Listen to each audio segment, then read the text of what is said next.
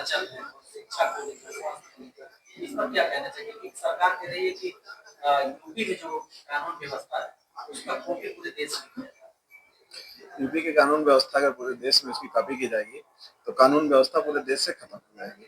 भारत का जो संविधान है वो समाप्त हो जाएगा।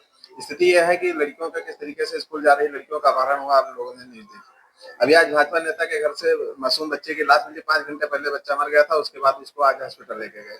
तो इस तरीके की कानून व्यवस्था है। भाजपा का एक नारा था बेटी बचाओ, लेकिन उन्होंने एक आपने देखा होगा जो बड़ी बड़ी कंपनियां अपना ऐड करती हैं तो क्या करती हैं ऐसा है ऐसा, उसके बाद एक स्टार लगाते हैं। स्टार लगा के ये रहता है कि नियम और शर्तें लागू। तो भारतीय जनता पार्टी ने ये नहीं बताया था कि बेटियां किससे बचाना है, बेटियों को भारतीय जनता पार्टी से बचाना है, इसको उसने स्टार लगा दिया था। तो बेटी बचाओ का नारा किस तरीके से फेल है, किस तरीके से प्रदेश की कानून व्यवस्था है। इतने इनकाउंटर करने के बाद कितने इनकाउंटर कर रहे हैं, अनावश्यक तमाम ऐसे लोगों को मार दे रहे हैं जिनके घर से उठाते हैं ले जाके मार दे रहे हैं। कानून व्यवस्था तो एकदम से फेल हो चुकी है, और स्वास्थ्य व्यवस्था, बिजली व्यवस्था, ये तो आप देख ही रहे हैं। स्कूल जब बंजर हो रहे हैं उस पर आपकी बात की जा रही है कि इससे जो बच्चे हैं उनकी शिक्षा पे बड़ा प्रभाव पड़ेगा, लेकिन सरकार कह रही है कि हम अच्छा करें, इस पर क्या?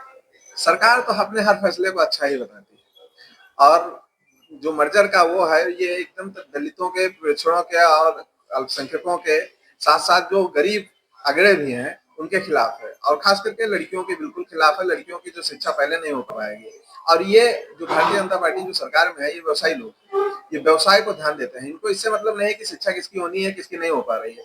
बंद न करके शब्द कह के मर्जर कर रहे हैं। 24,800 कुछ मधुशाला इस बार नए खोले गए, कंपोजिट मधुशाला खोले जा रहे हैं, और विद्यालय को बंद कर दे रहे हैं। जापान का आपने उदाहरण देखा था कि एक बच्चे के लिए ट्रेन जा रही थी, यहाँ 50 से कम बच्चों पर विद्यालय बंद कर दे रहे हैं। जो टीचर हैं इनका इनका जो है सही से अनुपालन न करा के इनसे कागजों की सिर्फ खानापूर्ति कराई जा रही है। दिन भर इनको लिपिक बना दिया गया है। तो शिक्षा के चाहती नहीं है भारतीय जनता पार्टी के लोग शिक्षित हों, क्योंकि शिक्षित होंगे तो सवाल करेंगे। और भारतीय जनता पार्टी चूंकि धर्म की ही राजनीति करती है, लेकिन जब लोग शिक्षित हो जाएंगे तो हिटलर को पढ़ेंगे, नेपोलियन को पढ़ेंगे, और देखेंगे कि धर्म की राजनीति करने पर किस तरीके से देश का बेड़ा गर्क हुआ है। तो इस बात को अगर समझ जाएंगे तो इसलिए इन्होंने शिक्षा की जड़ को ही समाप्त करने का प्रयास किया है, धीरे धीरे मर्जर करके और शिक्षा को महंगी करके लोगों को शिक्षा से दूर करने का प्रयास किया जा रहा है। निश्चित तौर पर पीटीए के खिलाफ भी है, और अल्पसंख्यकों, पिछड़ों के या गरीबों के, सीधा सीधा मानिए कि गरीबों के खिलाफ और नौजवानों के खिलाफ है ये शिक्षा, जो बच्चों को शुरुआत में मिलनी चाहिए जिससे वो सवाल ना कर पाए। तो धर्म की राजनीति करने वाले लोग, हमारे यहाँ एक शायर हुए था जी ने कहा था कि ये गरीबी से हमारी फैसला नुमा जंग थी, फिर ये बीच में कहां से मंदिर और मस्जिद आ गए। तो मंदिर और मस्जिद की राजनीति करने वाले लोग हैं, इनको शिक्षा से कोई मतलब नहीं, इनको स्वास्थ्य से कोई मतलब नहीं है। उत्तर प्रदेश में बिजली की व्यवस्था किस तरीके से बदहाल है, बिजली मंत्री खुद बयान दे रहे हैं कि हमारी कोई सुन नहीं रहा है। इस तरीके से अगर आप अफसरशाही पर नियंत्रण नहीं कर पा रहे हैं तो आपको तो ऐसे स्वतः जो है इस्तीफा दे देना चाहिए, और उपराष्ट्रपति जी ने उसकी शुरुआत की है। ये लोग भविष्य में अपने अपने पदों से इस्तीफा देकर पश्चाताप करेंगे, और अगर नहीं करेंगे तो सरकार जाने के बाद ये लोग जेल जाएंगे।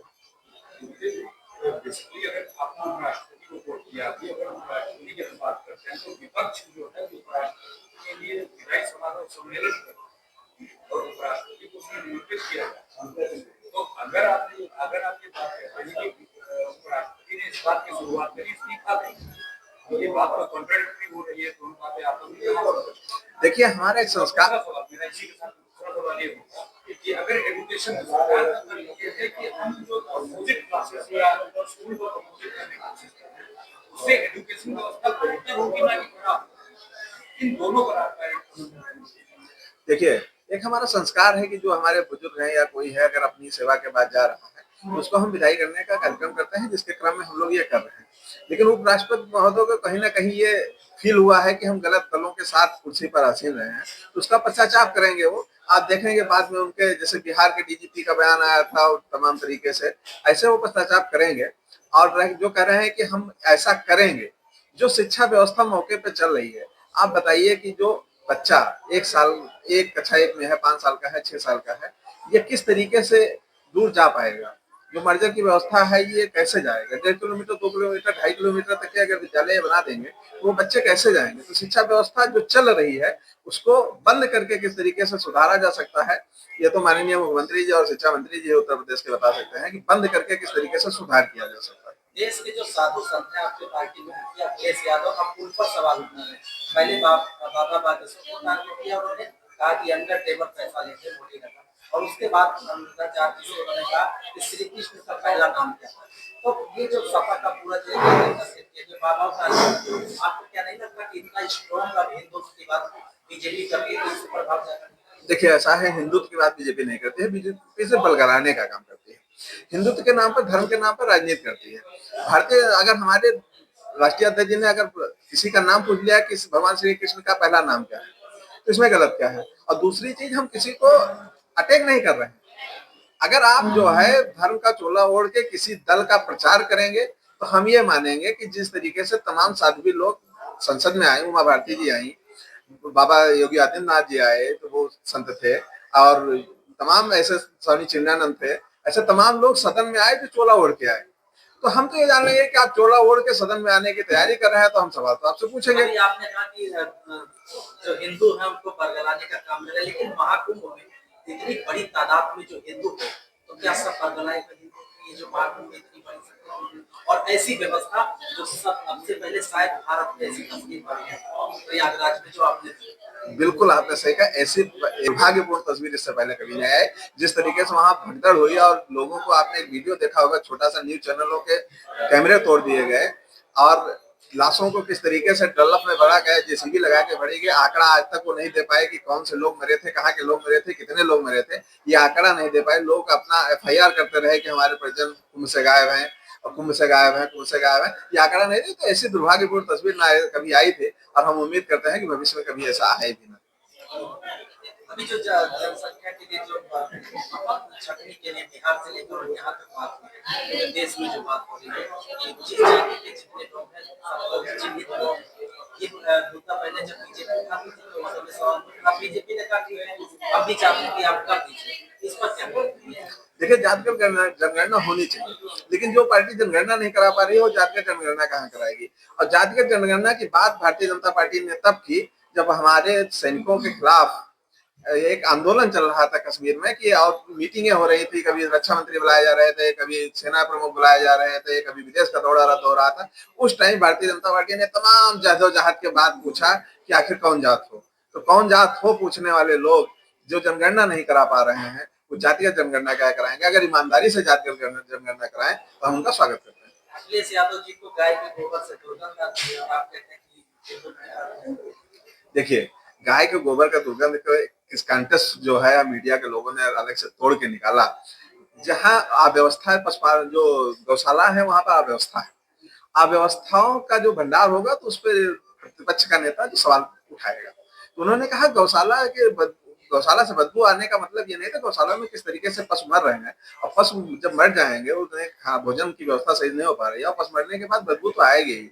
तो उन्होंने ये नहीं कहा था कि गाय से और गौशाला से बदबू आ रही है। उन्होंने कहा था कि गाय के गोबर से बदबू आने का मतलब ये है, जहाँ गोबर होना चाहिए वहां गायों की लाशें मिल रही हैं। और तमाम मीडिया के लोगों ने इस सवाल को भी उठाया कि गौशाला जो भाजपा ने खोला है गांव-गांव में, इसकी बहुत ही बदतर स्थिति है, तो उसको उस तरीके से देखना चाहिए।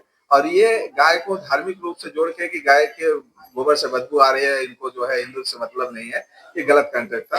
और जो आपको भी बताते हैं, पशुपालन का सबसे ज्यादा काम अगर पूरे देश में कोई करता है, तो या तो वो यादव करता है, और इसके बाद जो दूसरा नंबर आता है वो मुसलमानों का आता है। ये दोनों लोग पशुपालन का, जैसे हुआ इटावा का, तो उसमें अखिलेश यादव जी ने कपालवाचक को सम्मानित किया, और उसके बाद से पूरे प्रकरण ने तूल पकड़ लिया, जबकि बहुत निचले स्तर पे ये मामला सही हो सकता है। अब बीजेपी के लोग और तमाम देश के लोग कहते ये जातियों में हिंदुओं को बांट, ये बड़ा आरोप लगता है समाजवादी,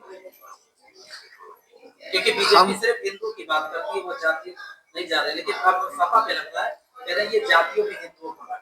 देखिए, पहला काम तो उन्होंने धर्म की राजनीति करना शुरू किया। फिर वो अपने नेता घोषित करते हैं कि ये मौर्य के नेता हैं, ये कुशवाहा के नेता हैं, ये राजभर के नेता हैं।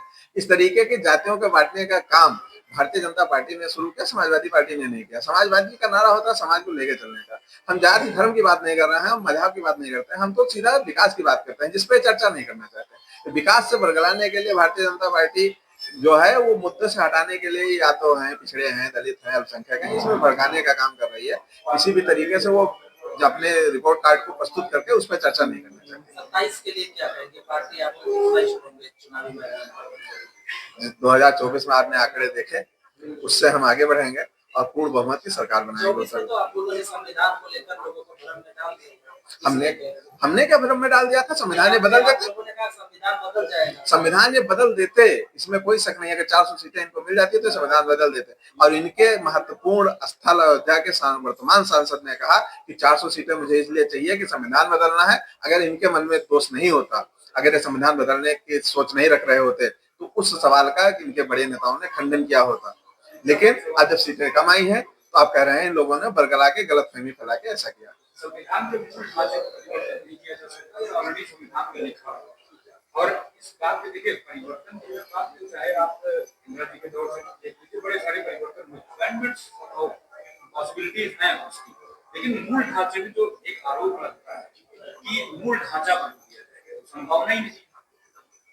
देखिए, मूल ढांचा बदलने से मतलब नहीं, तमाम ऐसे संशोधन किए जा सकते हैं जिससे गरीबों के ऊपर प्रभाव पड़ेंगे। हम अगर पूंजीवाद की तरफ संविधान का रुख मोड़ दें, हम जिस तरीके से उदारीकरण की तरफ बढ़े थे और उस उदारीकरण को अगर हम समाप्त करते हुए पूंजीवाद की तरफ बढ़ रहे हैं, जिस तरीके से पिछले सालों में पूंजीवाद की तरफ हम बढ़ रहे हैं। अगर आप मान लीजिए यहाँ हम 10 लोग बैठे हैं, एक लोग की इनकम 1 लाख रुपए है, हमारी 9 लोगों की इनकम कुछ नहीं है, तो 10,000 रुपए की औसत इनकम हो जाएगी। तो संविधान बदलने का काम यह है कि जो पूंजीवाद को बढ़ावा दिया जा रहा है उसको कहीं ना कहीं उस पर थोड़ा सा सरकार का नियंत्रण होना चाहिए। एक सवाल और है। आप गोंडा से आते हैं क्योंकि अयोध्या में किनारा अयोध्या चमक गया। गोंडा में जो बीजेपी की सरकार रही, क्योंकि विधायक भी सब बीजेपी के, वहाँ पर किस तरीके का डेवलपमेंट आपने देखा? डेवलपमेंट इस तरीके का देखा है कि अभी वहाँ पे एक लड़का है, वो मुख्य मार्ग जो है बलरामपुर गोंडा को जोड़ने, उतरौला जोड़ने वाला मुख्य मार्ग है, बाबागंज में, वो धान लगा रहा था। इससे पहले कटरा में मुख्य मार्ग पे धान लग रहा था। तो इस तरीके का विकास है कि अगर मुख्य मार्गों पर धान लगाए जा सकते हैं तो निश्चित तौर पर ये विकास भारतीय जनता पार्टी को भी मुबारक हो। बिजली की व्यवस्था ये है कि 4 घंटे छोड़ दीजिए, इतनी ज्यादा बार बिजली सिर्फ भारतीय जनता पार्टी की सरकार में आ सकती है। 24 घंटे में कम से कम 200 बार बिजली आती है। तो इतनी बार संख्या में आने वाली बिजली सिर्फ भारतीय जनता पार्टी के विकास के एजेंडे में है।